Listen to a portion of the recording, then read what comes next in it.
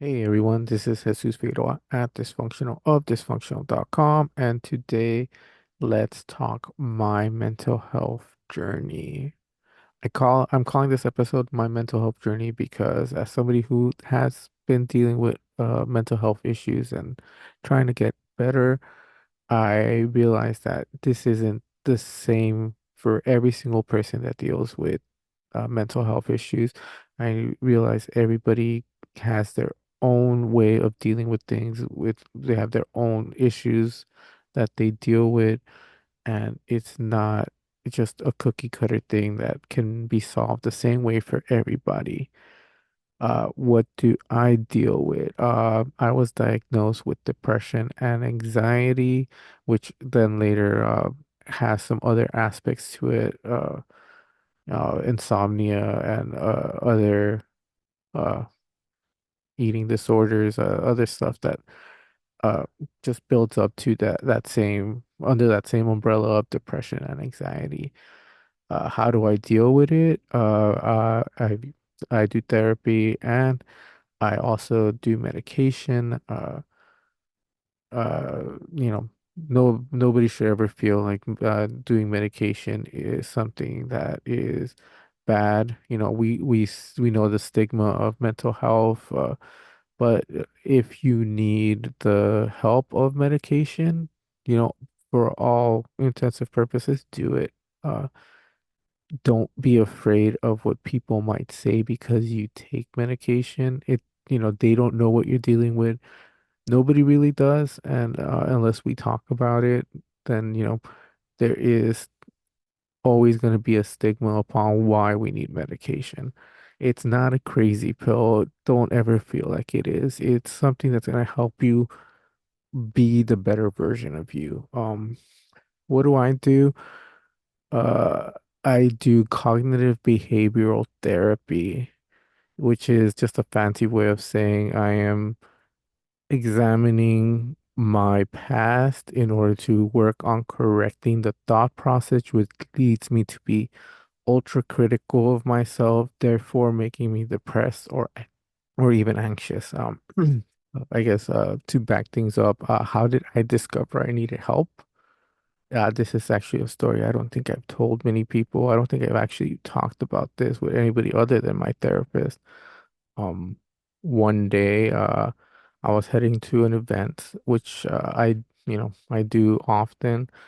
And as I'm waiting for the metro, I start getting very intrusive thoughts that make me kind of, zone out, kind of just be somewhere else. And um, wow, this is tough to talk about. I decide for some reason that, or I don't decide, it just happens that the thought of maybe I'd be better off dead comes to my mind, and I start wandering towards the tracks of the metro. Um, Fortunately, somebody was paying attention to what I was doing, or just, saw that something was going on and pulled me back. I guess they thought I was like either not paying attention or, I had my earbuds in and I was listening to something. They just didn't think it was a mental health crisis. It was just something that happened, and that kind of sparked something in me. Like it scared me. It really scared me. I did get on the metro but I did not go to my event. I went on to Union Station and just sat there for what seemed like forever. It was a couple of hours. My event was sometime in maybe it was like even at noon. It was early or earlier than usual, and I didn't end up getting back to my house until it was nighttime. Yeah, it took a while. And it's difficult to talk about.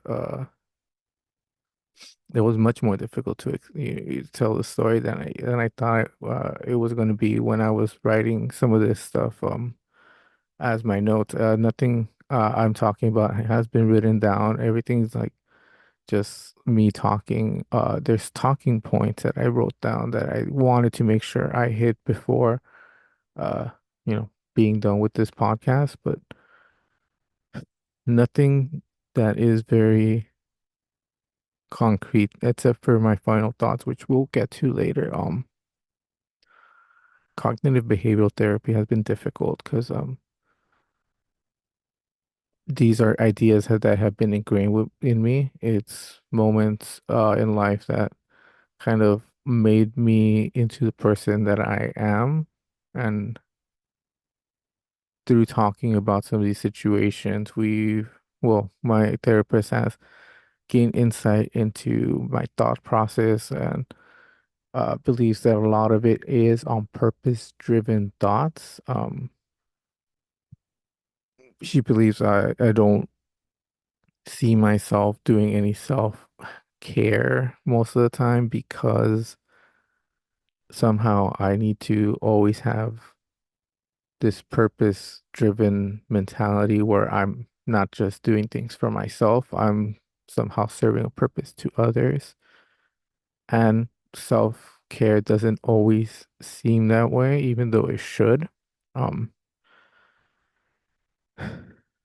and she says that's why I'm kind of always driven to do things for others, or even like if I'm working, overdo it at work, always be doing something to benefit not just myself. And um, there's a couple of exercises I have had to do where I just do things because I need to, because self-care means that you go out there and you recharge, and you should realize that you can't help anybody unless you are helping yourself. I'm somebody who a lot of people come to when they need advice or guidance or a perspective, and usually my thought process is always to help as much as possible. Even if it's just listening, I will listen and I will sit there and I'll intake. And it's not like I am not paying attention. I will always make it a point to make comments that show that I am paying attention and that this matters to me as much as it matters to them. Um, One of the biggest things of what I do in my life and why I do things is because I want to be the person that I needed growing up. This depression and anxiety isn't anything new to me. It's something I've been dealing with for years. Um, it's something I've needed help with for years and just couldn't or didn't have the strength to find that help I needed. This mental health isn't something that's easy to talk about. It's stigmatized. People think that it's a weakness. I'm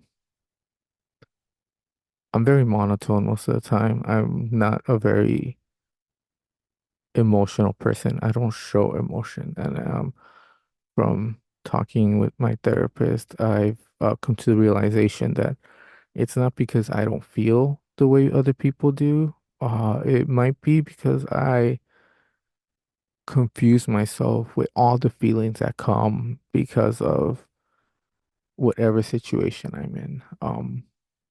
It could be just an overload of emotions, and I think that makes a lot of sense because it's not that I don't feel when something happens. It is more that there's so much going on in my head that the easiest thing to do is not just shut down, but stabilize. Um, I always feel like I need to be the rational person. My thought process is always on making sure everything is scientifically sound or even factual. It's not necessarily on coming up with hypothesis, more like this is the way things have worked before. This is the way things should work from here on out. Um, Even with that, there is a lot of fate and a lot of faith in, things will be okay. And that's kind of where behavioral therapy takes me. It's going through these thought processes that bring me to a kind of discombobulated state, to more managing and slowing things down, breaking moments up step by step, empowering myself to make decisions that I know are not just what's best for everybody, but what's best for me. Which, if you've seen my Beetlejuice, the Afterlife experience, there's a moment there where I went to the fortune teller there, and she explained about how in order to help people, I need to be sure that I'm helping myself, and that kind of hit. And that's why, because through therapy, I have come to realize that this is something that I need to do. I do need to be better off so I can help others be better off. Another thing with this is the fact that, I don't sleep and my eating habits aren't the greatest, which are both forms of abuse, and self-harm. I'm not clean of physical self-harm, but I have been, once again dealing with that. It's an everyday struggle. It's not like I finished doing it, years ago and it's never going to happen again. It's actually something that pops into my head daily that I need to deal with, that I need to acknowledge, that I need to find a way through. Um, Once again, it's not, one solution fits all. The thoughts pop in, they cause this sort of reaction, and I just need to find solutions within myself in order to not go back through that path. Once again, it's not easy. Just saying that it hasn't happened in a while doesn't mean it won't happen ever again. It just means that I found solutions within me in order to kind of repress those urges or thoughts, or just not be in the state of mind to do that over and over again. And it's the same thing with sleep. Sleep, like I want to be productive and sleep does not seem productive. In my mind, like sleep is just a waste of time. And every single night I need to work through those thoughts, work through that problem, and find a way to just allow myself time to recharge and let my body do what it needs to in order to be at, the form it needs to be in order to function properly. And my mind, the same thing. It needs time. It needs to be able to recharge and de-stress and just, you know, get through another day. When that's one of the reasons I always tell people, always find a way to get through another day, whether it's you need to talk to somebody or you need to just stay away from people. This is all just, what is going to help you and what you're comfortable with and what kind of defense mechanisms you can adapt in order to best fit your situation. Um, None of these things are ever, you should do it because it helps me. What helps me helps me. It does not necessarily help you. Once again, that's my journey. That's my issue. That's the way I deal with things. And it doesn't always fit every single person or version, or, something I do adapted to you might help. And, that's great. Medication helps me. It might not help you. And maybe not the same medication, maybe not the same dose, but if you need medication, go for it. Make sure that it is helping you in the way that you expect it to. And I think that's something about therapy that kind of I needed to learn. And it wasn't something that I knew from the get-go. When you go into therapy, don't ask the therapist, what am I supposed to get from this? You tell the therapist what you want from their assistance, and they find a way to help you get there. It's Therapy is not a cure or a magical workaround. It's more like a guide. Um, you go into therapy with an idea of where you want to be after therapy. You tell your therapist, and they help you work out a plan to get to where you want to be. That's not to say every therapist is going to work. There's a lot of therapists who, for lack of a better word, they don't know what you need, or they feel like they know everything you need. And it's not always that. It's about being flexible. Um, when it comes to my eating, you know, part of the time it's me overthinking stuff. Like I do not deserve to eat now. I do not deserve the food I have in front of me, and therefore, like I either don't eat or I eat much less than what I should be eating. And then other times it's just I get overly busy, which is also another form of self-harm. Um, I dive into work or into something that is going to distract me from eating, and like I didn't think about it as self-harm until it was pointed out to me that I only do it because it helps me punish myself for not feeling as accomplished as I feel I should be. And that's a form of self-harm. I know people who go through that and who believe that they have things too good and need to find a way to make that balance of bad to good. And then, that becomes a bigger issue. But, fortunately, I find ways of kind of finding my own balance and trying to combat a lot of these issues. Talking to my therapist has helped a lot.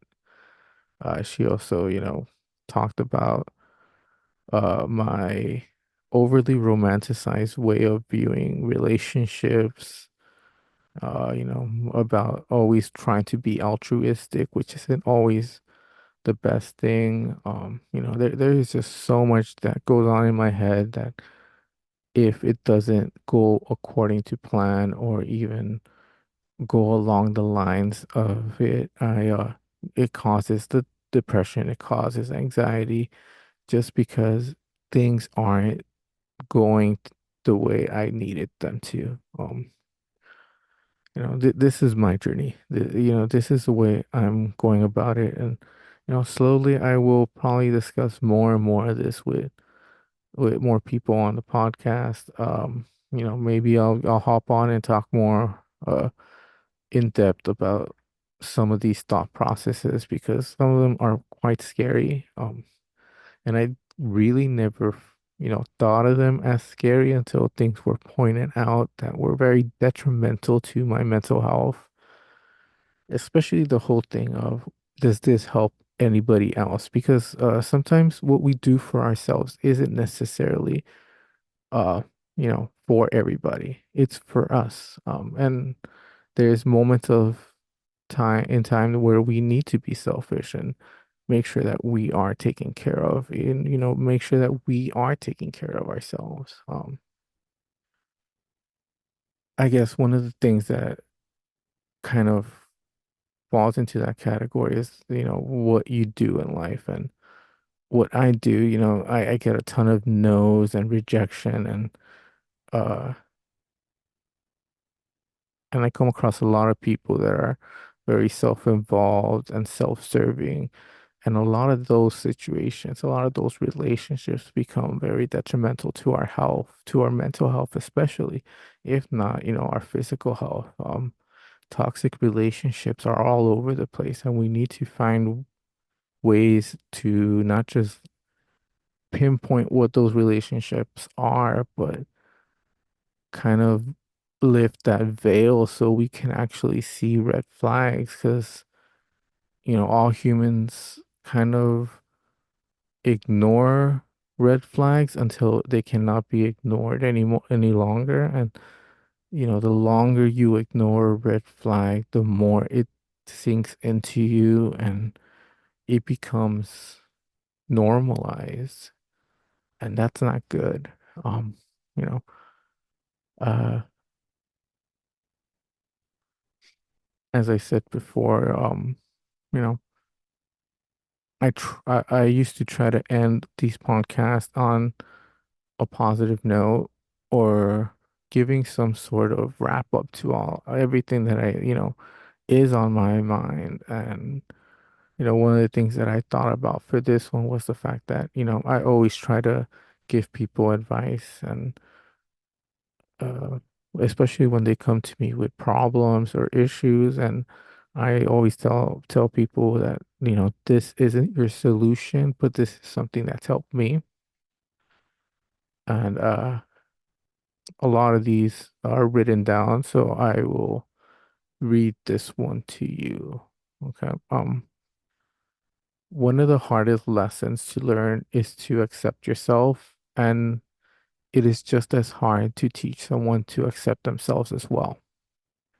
I've always thought that the LGBTQI community is strong for coming out because there is still much prejudice against them, but also because when they do come out, they are accepting of themselves. I believe everyone would benefit from accepting themselves. I'm not saying that accepting of oneself solves all problems or the anxiety that many have in loving themselves, but it's a strong starting point. I try to always be there for people, and when faced with problems, I always try to look at it as this too shall pass. And with that, I try to assure people that they are great. During the issue they're going through, they are great. Once the issue is over, they will continue to be great. If not, they will become even more incredible because they've gone through this. Allow yourselves to be who you are. It may make life much more enjoyable, and allow others to be who they are, because there is many things in our lives that we can control, but we cannot control the lives of others. Try to create the life you wish to live. Try to be the person you want to be. Try to surround yourself with the support you need. Love who you want to love and allow others to do the same. As always, I am always open. If anybody needs to talk, do what you can to get through another day. And I will talk to you guys again soon. Check out more of my stuff at thisfunctional.com. Follow me on social media and interact with me at ThisFunktional. That's ThisFunktional. On Instagram, Snapchat, TikTok, and Twitter. And of course, watch for more of my videos here on thisfunctional.com, and follow my podcast wherever you download your podcasts. Thanks very much for watching, and I will talk to you again soon.